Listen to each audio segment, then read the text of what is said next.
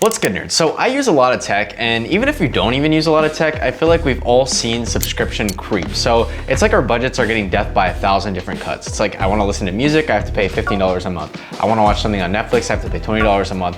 I want to just store my photos and my phone doesn't have a lot of storage, then I have to pay another $20 a month to get iCloud storage. And I felt like there had to be another solution that was cheaper. So I started researching all the different ways that I can go ahead and replace these subscription services. And I found a lot of different alternatives, and a lot of people were saying get a PC, turn it into a server. It seemed a little bit too technical for me. On top of that, it's like a PC draws a lot of power, it's pretty loud, and it's definitely not small, especially you can get ones in like big cases. I didn't want any of that. I just wanted something I could sit on my desk. I know it'll work. I don't really have to do too much maintenance on it. So I figured out the best solution to that, and it's a Mac Mini. If you're new around here, I'm Tommy. I like to make tech videos, but I like to focus on not having like big sponsorships in my tech videos. So this video is sponsored by myself, but if you want to support the channel or just check out some other tech videos, be sure to drop a subscribe down below or just check out my channel. So as I was doing research, I kept coming back to this little guy. So this is the Mac Mini. You probably heard a lot about it because people were running like Claude code and stuff, and it made the stock super limited for these things, but people were running AI models and stuff off of them. While it can do that, that's like the upgraded version. I found that you could run all of your subscription services, have tons of storage on this thing for $500. Now, that $500 price tag is only if you're a student, but if you are a student, this is a great deal. You get $100 straight out the gate. You just have to go to Apple's education store. And honestly, with the rising cost of everything like RAM, computer storage, all that, this is the best computer you can get nowadays. And on top of that, I suggest getting this pretty soon because I feel like the prices for computers just can't stay at the price they are at now, given all the world stuff going on right now. Not gonna get too much into that. So with $600, you could replace all of these different services. And I really think that's worth it because you pay this one upfront fee, but you're honestly saving like $100 a month. So later in this video, I'm gonna show you how to actually change out each one of these subscription services. But honestly, altogether, this computer really pays for itself in about 4 to 8 months. So it's super worth it. And on top of that, you have a consistent backup storage. You know where everything is going into the future. And you know what? The crazy part is anyone can do this. I mean, if I'm able to do it, I feel like it'll be pretty easy for most people out there to do it. I'm not a super technical IT guy or anything like that. I do know a little bit more about computers than the average person. So if you go in the description of this video and you want to learn how to install any of these in depth, I added tutorials down there that I watched that helped me install them. And when I list out the softwares, I'm gonna list them from the easiest to do to the hardest and what they replace. So that way you can kind of pick and choose whatever you need for your server costs. Now, I'm not saying you should go ahead and delete all your subscriptions. It's totally doable if you want to do that. But for me personally, I like sort of a hybrid scenario. So something like Apple Music, if I'm a student, it only costs $5.99 a month. That's worth it to me to keep, even though I could technically switch to my own MP3 library, but I like to have both. So I like to have all my own songs on my MP3 library, but sometimes I like to listen to new music. So I also pay for Apple Music. And again, I don't think you should just delete all your storage, but I think the main idea here is to get those subscription prices down to maybe you only paying $20 a month, and the rest is all on your own personal server that you can access. And the crazy part about all of this is with the rise of AI and tools like Claude, really anybody can do this. Some of the more in-depth softwares I'm going to talk about, like Immich, make you install Docker. And just sort of as an experiment, I used Claude to install Docker for me and actually set up all the repositories for this. Now, I'll say use this at your own risk, but for me personally, this worked great. I actually didn't have to touch a single thing. It did it all for me. So it seems like you don't really need to have any IT skill or like learn any of these softwares because they'll just install for you if you use Claude. Now, I will say Claude is $20 a month, but if you just want to use it to install these softwares, you can actually get a 1-month free trial of Claude and have it install all these for you. So you actually don't have to pay anything to use this tool. And if you want to see anything specific, like how to install a specific software or the price breakdown for everything, just go ahead and check out the timestamps in this video. I got it all mapped out. So I think the problem here is you don't own any of your media. So streaming libraries shrink, the prices go up, and accounts get hacked and stuff. And for me personally, I don't want to deal with that, especially if it's something that, I don't know, some random server is hosting all my media, all my photos, everything. And granted, I guess you could say there is some stability with a big corporation housing all of this because if their servers go down, basically everybody's servers go down. But I don't want to be there in the event where, let's say Google, for example, goes down because of an AWS outage, which happens multiple times a year. And then I'm stuck without photos, or I don't have access to all my own documents. And I will say, especially if you run a business or you just want to keep all your stuff local, this is a really important tool to have. And working in collaboration with Google Drive and having your own file storage, I think this is a great solution where you can really build a robust system, especially in the event of something like a power outage. All of this stuff is stored locally. You don't have to worry about it. Now, I will say you do want to have backups of everything in case of the event of a fire. Having something like Google Drive as your offsite backup could be a good tool to have. So I don't want to completely knock all the subscription services, but if you just want to set this up, see how it works, I think it's a great thing to dip your toe into. And on top of that, you also get a really powerful computer for the price. And on top of that, you don't really own your own libraries, which is kind of the unfortunate part. So for example, some artists like to switch out versions of their song as time goes on, but what if you really like the original version of that song? Well, I guess you're out of luck. You have to go find it on YouTube or something. I think there is an importance to owning your own media, and that way you know that you own it. No one can really change it out unless it's you. And on top of that, I actually bought a movie from Amazon a few years ago, and it disappeared from the library, and I guess Amazon no longer owned the rights to that movie. But what does that mean for me? I bought the movie, but I don't own the movie. Like, it doesn't make any sense where I actually paid Amazon, but I don't get the movie anymore. Like, they get to, I guess, gatekeep it to a certain region. Things like that really made me want to get more interested in hosting my own server. And another example of that too is where I bought a movie on Google Movies in 4K. It would only show it to me in 360p. So all of that is just sort of a blatant scam to me. It's like I bought it, but I don't actually get full rights and access to the media that I bought. So owning your own server actually gets rid of all these problems. And trust me, there's ways to do it where you don't really have to pay too much money to do a lot of that. I'm not gonna get into that in this video either. So I'm gonna talk about the price breakdown, and there's gonna be a follow-up video to this one about a lot of the accessories that I have surrounding my Mac Mini that get this whole thing to work. But you really only need the base Mac Mini. And you might be wondering, well, the base Mac Mini is only 500 gigs, is that enough? And I will say actually it is, because the Mac Mini has Thunderbolt 4, which means if you have an NVMe drive or anything that accepts Thunderbolt 4, you can actually get faster read-write speeds than the internal SSD on this thing. The other option too is a lot of people have actually been modding the internals of the Mac Mini, and you could go on Amazon and find these 2 terabyte NVMe drives that actually plug directly in your Mac Mini.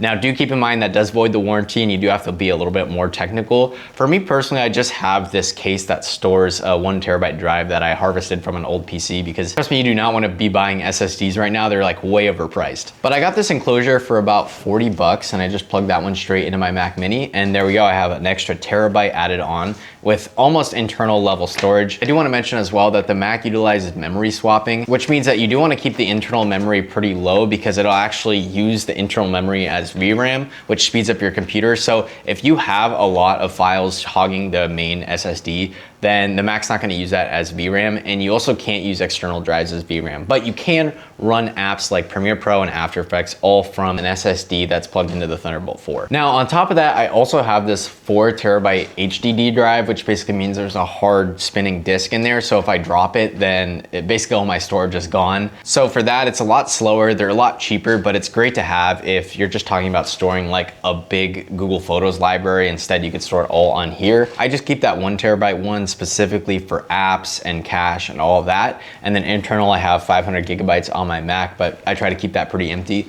And then I have that 4 terabyte drive that kind of just serves as big bulk storage if I need it ever. So that's sort of my main setup in terms of the storage. And then for the Mac Mini, you can get it for $500 as a student, or $499, and $699 if you're not a student, but still a great deal. So next I'm going to talk about the different softwares that you can download for this thing and what services they replace. So like I said in the intro of this video, I'm not really going to get in depth on how to replace each one. I'm sort of just going to go over what they are, how easy they are to install. So like I talked about before, you definitely want to have something like Claude or an AI to help guide you through this, just in case you run into any error messages and stuff. I found it super helpful for me. If I get some error on my computer, I can actually copy that error. You can ask like Google Gemini for free, or you can ask Claude, and Claude can actually do stuff on your computer for you, which is a pretty cool service. So I'm gonna mention Claude first as something that's pretty important to have. The next thing that's important to install is called Tailscale. And what this is it's essentially like NordVPN, but instead of tunneling to a random network in a different country, you're actually tunneling into your home network.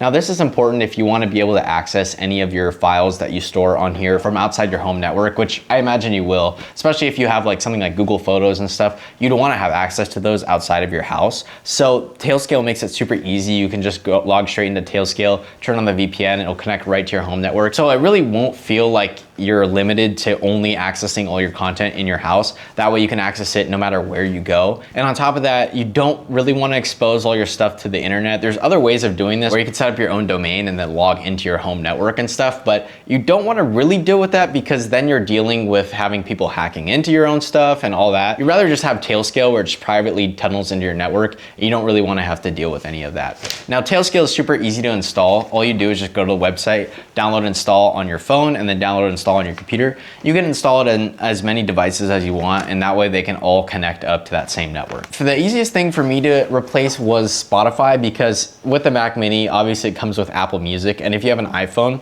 you can hook up all this to iCloud, which means that your libraries will actually connect up whenever you're on the same network. So all of your libraries get managed between your computer and your phone. So you actually don't really need to do any setup. This comes pre-installed with the Mac. You just need to be on the same iCloud. And if you want to learn how to actually manage these libraries, just download an app called Meta. And what this allows you to do is put them all on the same album and change out the album cover and all the metadata within them. And I do want to say you want to be careful with this, because if you do mess up some of the metadata, you could accidentally drag in one album and it'll make like 20 songs and they'll all be different on different albums. So you do want to download something like Meta where you change out that metadata and make sure your imports are good. But once you get it all set up, it's super easy to use on your phone. You could just go straight into Apple Music and you can load it all in there. And along with this one, you also want to make sure that your Mac can recognize your iPhone across the network instead of being plugged in. That way you can handle all of your backups and stuff remotely. Don't really have to worry about iCloud. And whenever your backups are on your computer, you actually have like physical access to them in the case that you ever need to like really access them. And there's apps that let you go through and pull out specific data from a backup of your phone. It's not something that you really think about having until you actually really need it. So I will say setting up this backup on your MacBook instead of to the iCloud is a really great alternative. And it's not something that I've seen anyone talk about with these Mac Mini servers. Next up is Netflix. Now, if you've watched any like home labbing videos or anything about the Mac Mini server, I'm sure you've heard of Plex, but it's really great. It's the easiest one to install. All you do is go to the website and you can install the Plex server. And then anytime you're on your home network, you can actually go ahead and watch any movie or TV show or song that you put on there. And there's also different additions to it. So for me, I like to put books on there as well. And you can read books through your Plex server as well. And the reason why I like Plex so much is it goes through IMDb and will automatically fill out all the details, the season numbers. You just have to make sure you have the correct file structure. And then once you have that set up, you can put your whole library on Plex and go ahead and watch that wherever you want. Especially with that Tailscale setup, you can watch it basically from anywhere in the world. So I know I talked about getting a Claude subscription, but if you're not super into using any AIs, but you ask the occasional Google question or you ask ChatGPT a question occasionally, I think something like LM Studio could be great. So what LM Studio does is it lets you download open source AI models and run them locally on your computer. So not only are you saving money every month, but you're actually saving the environment as well, because you're not querying a data center, you're actually doing it all directly on your Mac Mini. I will say something like this is where an upgrade to the Mac Mini could be good, but you could run some pretty decent models with the base Mac Mini, where you could get something like Gemma 4, which just came out, which actually can run on a phone, but you can get a little bit more of a powerful one for the computer, and it runs great. I mean, you can ask it any kind of question. Obviously, the longer that your chat history goes, the longer it'll take to respond. It's not gonna be immediate, but it's something where if the internet ever shuts off or anything like that, you have access to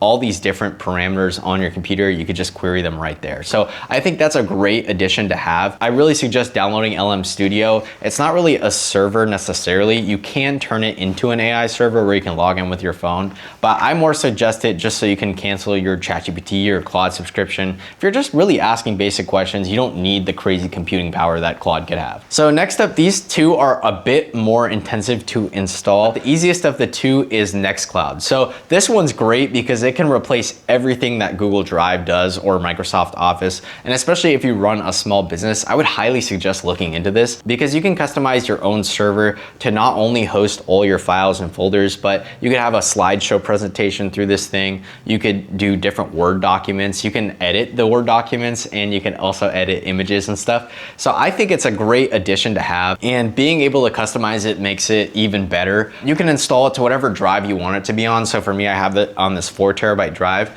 and it can handle all my backups. So anything I was using Google Drive for, I now just use Nextcloud. And I do use Microsoft Word, but it's great because Nextcloud actually has support for Microsoft Word, so I can drop in different docs and stuff. And you can share things through Nextcloud to people who are not actually part of your home network or anything like that. So it's the same as just having a Dropbox or a Google Cloud subscription. But the main benefit here is that if you ever run out of storage, you're not paying monthly to lease out storage. You just go and buy, like, let's say another 4TB drive. So you spend another 50 to $100 to get another 4TB drive, and you're good for another few years. So this thing really pays for itself pretty quickly. And the built-in version of Sheets and Docs and Slides. And how I found this was I was looking for replacements. So Google offers students like a free year of their Pro plan, but after that you have to pay for it. So I get 2 TB for free through Google because you're stuck with that 2 TB, and then if you downgrade, it's like a whole issue where you're constantly out of storage and you don't really get access to make new Google Docs or anything like that.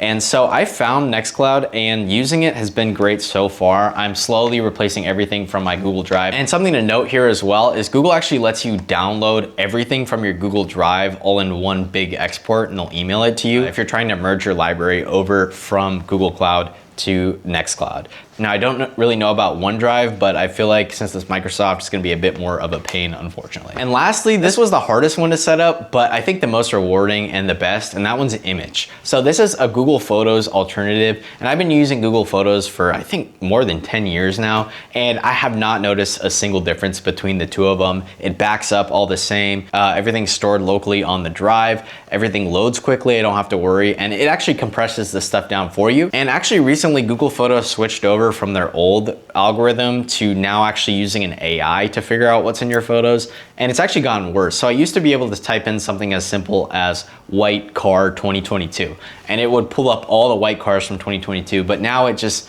sort of thinks about it and brings up images it thinks is close to a white car from 2022. It's not as good at all. Immich has the same AI where it's able to pull up all those photos of white car from 2022, and it doesn't like think about it like an AI would. It actually just pulls up everything that you're looking for, and it's worked out great for me. And I was actually looking for a replacement for Google Photos, but it's great I don't have to pay monthly for this. I just set it up, run it on my computer. Now, I do want to say there is a little bit of a caveat here. I have seen in the past that people have had issues with Immich loading all their stuff, but the good news is since everything's stored on the directory of your drive, you can go ahead and find those still, and it's become more stable over the years. But it is something to point out that it is still under development, still in beta, so you might run into a few problems. But for me, so far, I've been using it about 2 weeks and I haven't noticed anything. And it even has the same auto backup feature, so I don't have to worry about backing up all my photos manually. So this one sort of replaces Google Photos and iCloud. But anyway, that's it for me. If you want to see more about my personal Mac Mini setup, or if you enjoyed this video, be sure to drop a comment down below. I'm curious to hear what apps you'll be downloading on your Mac Mini, or if you even want to get a server like this in the first place. But